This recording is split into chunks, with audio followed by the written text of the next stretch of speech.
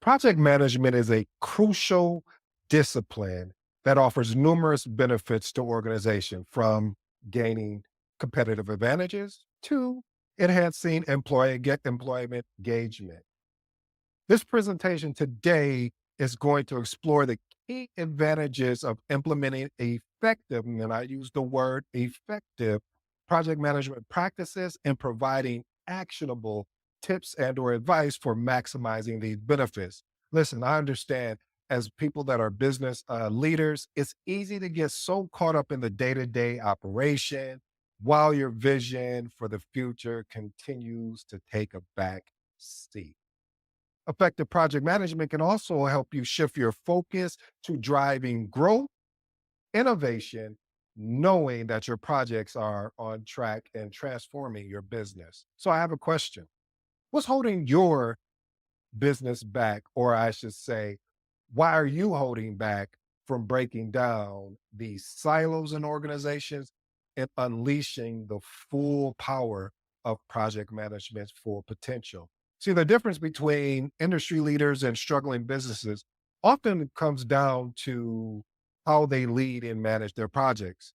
What if you can consistently deliver projects on time, on budget, watching your team's productivity and morale soar, having the time to focus on strategic growth?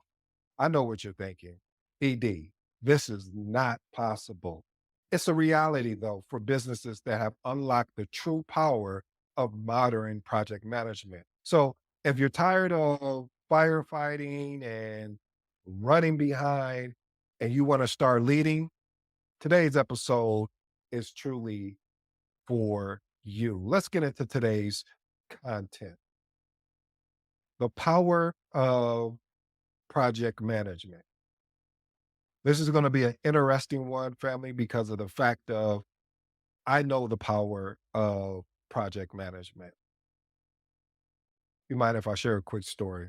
I was assisting a leader and assisting them as far as they wanted to get their projects to be more efficient as far as their delivery. And so he gave me a very daunting task and said, "Hey, I want you to go around to all the different departments that we will work with from a cross functional standpoint and get their requirements." Now, keep in mind, I'm the new guy.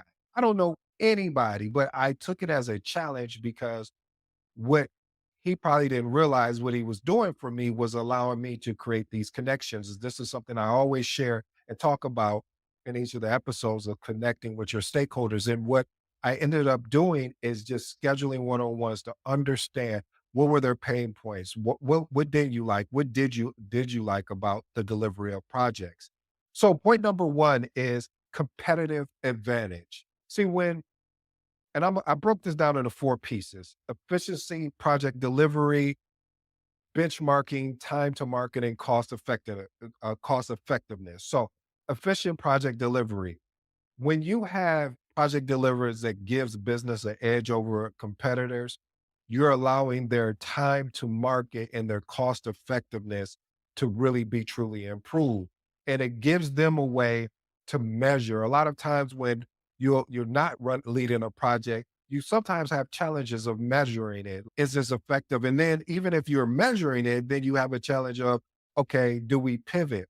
So when it comes to benchmarking, that goes in line with what I was saying there. The project management practices really is benchmarking against industry standards and continuously to improve. It's all about improvement. How do we get better? I know that the author of Atomic Habits, and he's slipping my mind right now, but he talked about getting 1% better. And that's one thing about project management that I love is it's about getting a percent or more better, because now you have results from benchmarking, and then it gives you a chance to transition in your time to market. Listen, speed to market is very key, especially if you work in the software realm, software as a product, because the quicker you're able to get feedback from your customers and to find out, okay, where do we start? Where do we tweak? What we gave them 300 features, but now they're saying that's just too much. We only need these 10. Okay, how do we condense this down? And this may even be more cost effective, because what ends up happening is it allows you to watch this, family. allocate resources in which allows you to reduce your overall call. And I'm not saying reduce your resources instead just because you're trying to save money, but you're able to understand, okay, we're going to need these 10 resources for this particular part of the project. And then maybe the second half of the project, we're going to have to bring in more because because of the delivery portion of it. Let's move on to point number two: increased accountability. Listen, the first time, I don't know if it was the first time or what, and I'm laughing because out of these 4 points, enforce accountability. One of the things I love about being a project manager is there's a challenge when you have executives involved. You're like, what do you mean there's a challenge? Because you have to go and have what some would deem as a uncomfortable conversation, meaning, hey, you said that you were going to complete this on this date, and I'm following up with you. I've sent you various follow-up emails, and now I'm scheduling a one-on-one to check in to see what happened. And a lot of times project managers are uncomfortable going into those situations because, again, this is an executive, this is your manager's manager at times, depending on where you're at in the corporate blueprint, or just the blueprint in general with regards to organizational charts. And so a lot of times project managers, I've talked to some, man, yeah, I had to go talk to the CIO. He was supposed to deliver this particular task, which supports these other tasks, and he just didn't deliver it. And he said, I had to have a very uncomfortable one-on-one. And that's one of the things what project managers bring to the table is going to have those uncomfortable, but enforcing accountability, because we have already set, based on what the project is, we've set clear goals. We set a clear measurable goal for each team member to establish individual responsibility. So the CIO knows, hey, this is my task. This is the date it's due. You've sent me follow-up emails. You ping me in different instant messages. There's no excuse. You're right. I should be delivering. And that goes into the next point, number three, of regular check-ins, of holding these regular check-ins so you can address any particular roadblocks or challenges that may come about.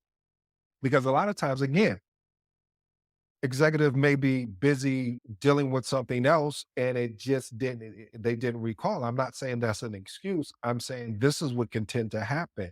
But when they take ownership of it, and this is what project managers bring, being able to hold them accountable by taking ownership of the outcome. This encourages team members also to take ownership of their task, which in return provides better outcomes. Enhancing employment engagement and retention. There's three components here that I look at: is clear goals, recognition, and skill development. Clear goals, when they're well managed, it provides a clear understanding. It gives an employee a sense of purpose and direction. You always hear about the term quiet quitting, and people are quiet quitting because uh, some of the reasons, I'll say one or two of the reasons, probably a plethora of reasons, but is because they don't have a clear sense of purpose and direction. And when you have a clear sense of, I think Napoleon Hill entitled it definite of purpose. When you have a definite of purpose, this is what I'm supposed to be doing. This is what is done. And this what it aligns with on a bigger scale from an organizational standpoint. And then recognition, or being recognized for their achievement, it boosts morale and motivation among the team. So sometimes I believe that we overcomplicate this by saying, oh, it has to be about money. Yeah, money is nice.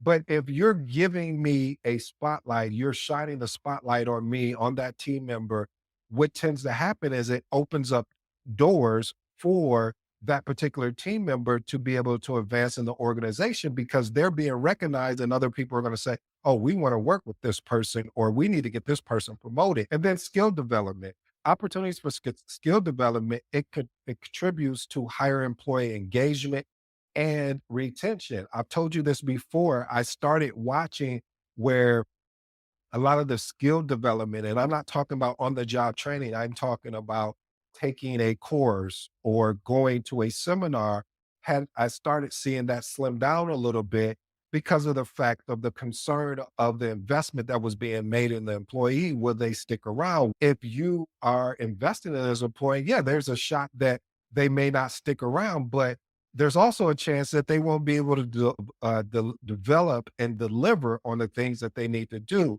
And it helps with the engagement retention.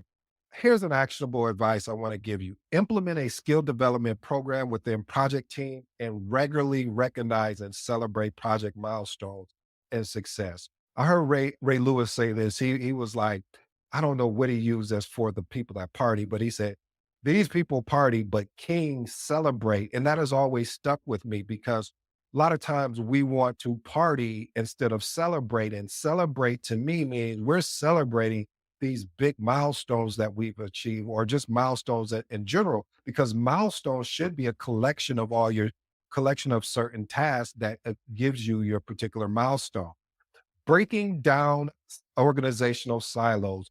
What are the biggest things that you, if you get into this thing that I love, that I definitely hope you fall in love with, called project management, you're going to be tasked with breaking down these silos.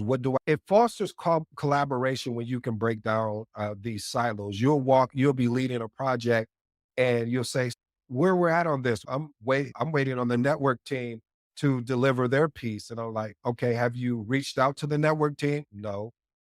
What do you mean you haven't reached out to the network team? And I was like, okay, don't even worry about it. This is what I'm here for. Let me get you guys connected. So you force, or I should say, foster would be a better word, of fostering collaboration so you can break down these departmental barriers. Because a lot of times you'll notice people will get stuck in their own little silo, and this hinders their efficiency and innovation. And then cross-functional team, implementing cross-functional project teams to promote diverse perspective and skills. This is why I love project management, because when you get a call of all these different cross-functional teams, they may talk about how they solved, or they will talk about how they solved their particular problem. And there's bits and pieces, or even the whole solution you can leverage for the problem that you're up against. And then interdepartmental meetings, establishing a regular interdepartmental meeting. Again, it promotes collaboration. And the biggest key is knowledge sharing. When you're doing this, it brings people closer. And that's why it's always interesting at the end of the project, why you see how everybody finally started gelling together and it's, oh, it's over with already. All right, let's move into the next point. Alleviating pressure on functional managers. Project managers step in and handle the day-to-day coordination of everything related to that project activity, and even things that may not even be their role. They come in and really drive that particular project and don't make excuses. I'm talking about my exceptional project manager, and say, oh, that's not my job, that's not my role. But they step in and fill the gaps where they have the skill set to fill the particular gaps. And this allows the functional manager to really keep the main thing, and that's the strategic goals in the departmental vision, which helps the department actually grow and prosper. And then there's a clear division of responsibility, clearly defining and communicating the vision of responsibility between project managers and functional managers ensures a smooth operation. One of my things is, hey, if you give me this project, I ask that you get out my way and let me do what I need to do. I will make sure everything is communicated from you, from risks to issues. If I have challenges or conflicts, these are discussions we're going to have anyway during our one-on-one meetings. So you will never be blindsided by anything that is going on this project, that if I'm made aware of it, you will know firsthand. But I need the autonomy to operate in a strategic focus, I should say, which takes us to the next point. Because when you allow me to operate in that way and you're not getting in the way, I can see you giving me consultation. But I love what Steve Jobs talks about. He talks about when he talked about, hey, when I hire somebody, I'm hiring them to do the thinking. I'm not hiring them for me to do the thinking for them. I like that, because a lot of times you'll have leaders or managers that want to try and control that piece because they're giving up something that maybe they would have been leading if they didn't have a project manager in place. Next point, challenging the status quo. Oh, one of my biggest pet peeves that I get so irritated with it. It just it's I don't even know how to describe the frustration that I get, family. So yes, I get frustrated. I'm being very transparent with you, but I get frustrated because of the fact of that for one moment, when you ask somebody, just test it out. Ask them what if they're doing something, ask them why they're doing it that way. If they can't explain to you why they're doing a particular process or procedure a particular way, we got an issue. Because what tends to happen is that they're just doing it because that's the way it was done previously. That doesn't mean it's correct. That doesn't mean it's accurate. There may be a better way, a more efficient way to do it. So project managers often bring fresh perspectives and questioning and improving established processes and methodology. Then process audits. What project managers do is conduct regular process audits to identify areas of improvement.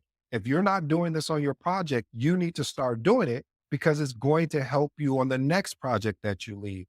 And then finding innovative solutions. When you look for innovation of solutions, you're looking to find ways that you can stand out and drive the organizational growth.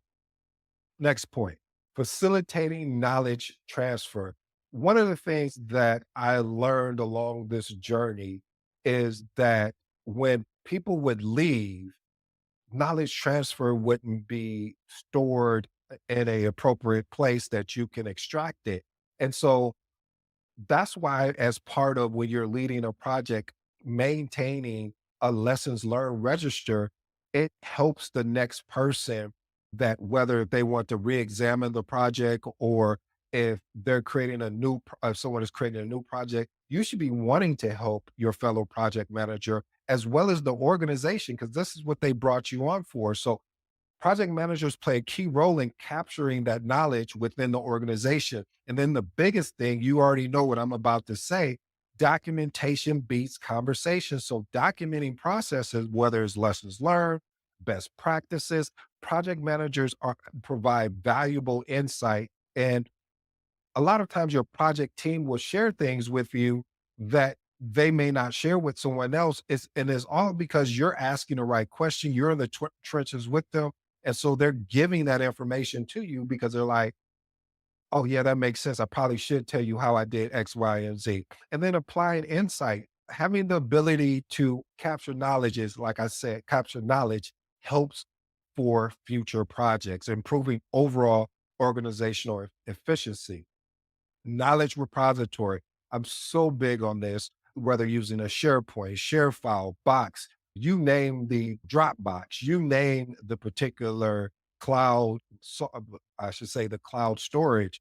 I'm big on this because it's easier for everyone to extract. Now, I will put a caveat on that. There may be certain documents that you don't allow people to access, but the ones that they can, you still want to keep those in place. And the ones that we don't want them to access, we still want to have someone that is backing us up, whether that's your direct manager or the project sponsor that has full access to everything, just in case if you decide to leave the organization. Enhancing stakeholder engagement. I always tell you guys that frustration comes from a lack of expectation. Project managers manage expectations.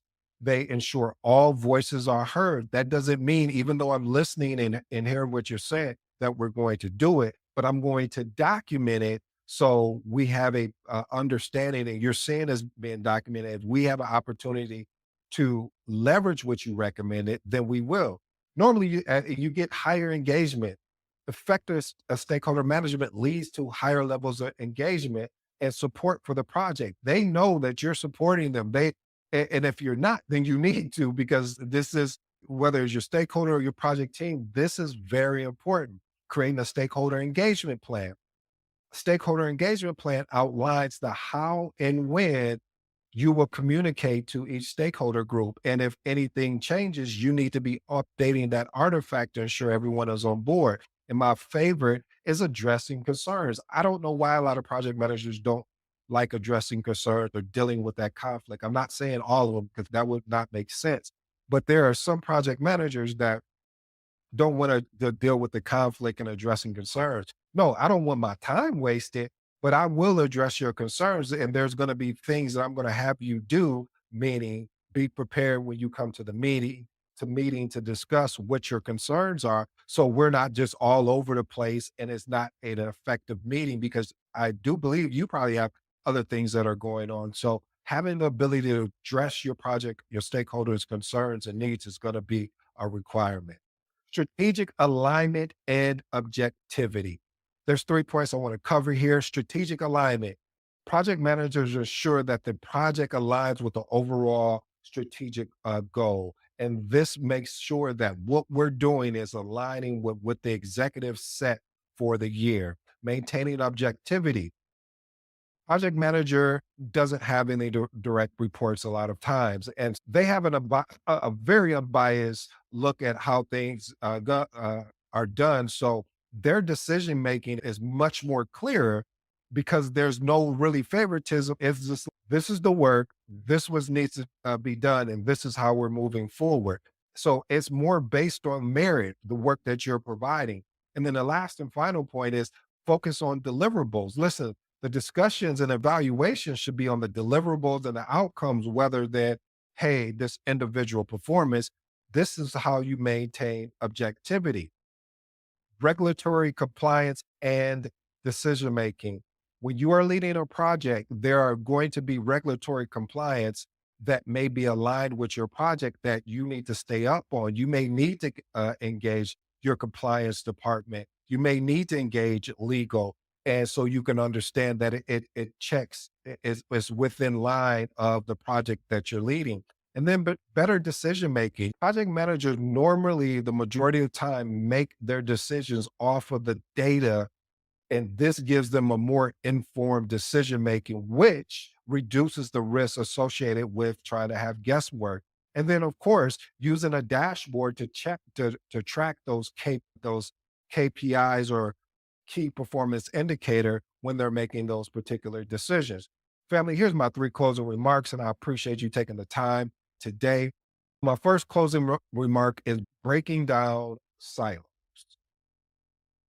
Again, one of the biggest things, if you want to have a change, if you want your name to ring within the organization, have the ability to break down silos, create, foster, and push and encourage cross functional collaboration. My next thing, increase accountability. You have the ability to enforce accountability. Doesn't matter who the person, what their rank is in the organization. And this is very important because a lot of times what can happen is because of your position, as you feel like, oh, I'm not an executive, I can't go and talk to an executive about something that they promised that they were going to deliver on X amount of date. No, this sets you up to have those conversations, which also gives you visibility and also gives them a chance to know who you are as the project manager. And the last and final one, which I think is the most important one out of all of these, is the competitive advantage. In these days and times, speed is everything when it comes to time to market. So the faster with quality that you can get a particular product out into the market, the faster that you can get feedback back. Family, I hope you enjoyed today's episode. I go by the name AD. If you have not yet, pick up the Magnetic Project Manager. You can find it at all your bookstores, Amazon, Barnes and Nobles. I truly appreciate you giving me opportunity to deliver today's episode. Until next time.